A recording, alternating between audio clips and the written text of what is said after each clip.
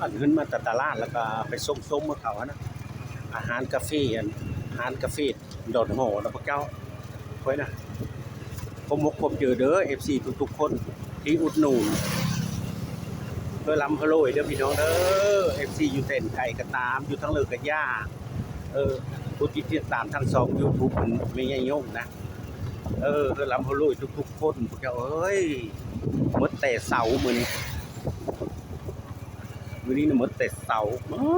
อะไรอร่อยจังหวัดนี้แต่มันน้อยโพดจังวะที่เหลือก็ไม่ได้ย่างเอาไปเสานี่นะอันไหนซะอันนี้อะไรนะห้องอากาศแหละนี่นะทำมาแล้วก็เขาหัดกำลังกายในแถวนี้เขาย่างเลยพวกนั้นเขาย่างพวกมีฐานะเขาพวกอุดมสมบูรณ์นะเจ้าเขาย่างหัดกำลังกายในแถวนี้นะเมืองลาวได้ในสวรรค์เขตได้ที่ไหนสวรรค์เขตซิตรีโอ้ย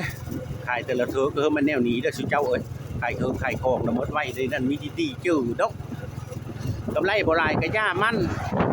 เอาอันละนิดอันละน้อยตื้มกันพักมี4 3แล้วก็เก็บออกไปลงหนองว่าได้เก็บพักกันกะซิกจะบ่ว่าแต่เลยอันนั้นบ่วิดโกงเลยครับวิดโกงนี่เบิ่งเอาวิดโกงนี่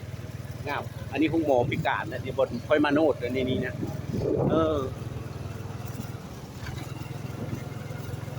มื่อกี้มันวิธีอันนี้วัดโพธิ์สว่างไต้อันนี้นะ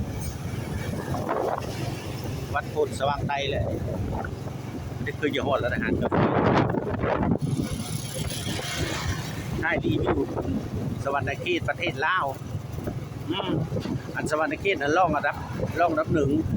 นะนครหลวงวิจันทร์แล้วก็รับ2สวรรค์เขตทั่วประเทศลาวอันนี้นะมันก็พัฒนาไปเลยพวกเราสมพูดอยู่ได้สวรรค์เขตเท่ากันเนาะมันแนวนั้นล่ะคอยไปคนมาแล้วต้องคอยกับเท้าละตาเขาก็ไม่เห็นหูเขาเลยนะพวกเจ้าเห็นในคลิปก็จะลืมกดติดตามเมื่อค่อยแน่ทับเพกกระเด้อเบิ่งแย่งเขาเด้อเจ้าเด้ออย่าป้าอย่าทิ้งก็ได้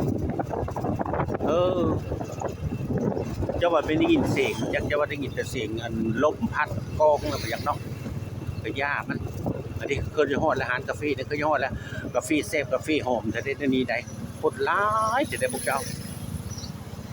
หลายอันนี้มีฮอดเลยได้นี่ฮอดแล้ว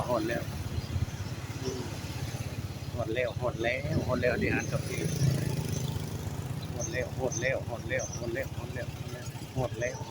อันกาแฟเพิ่นทุนเยอะมาอุดมาโลดเด้อทีเด้อ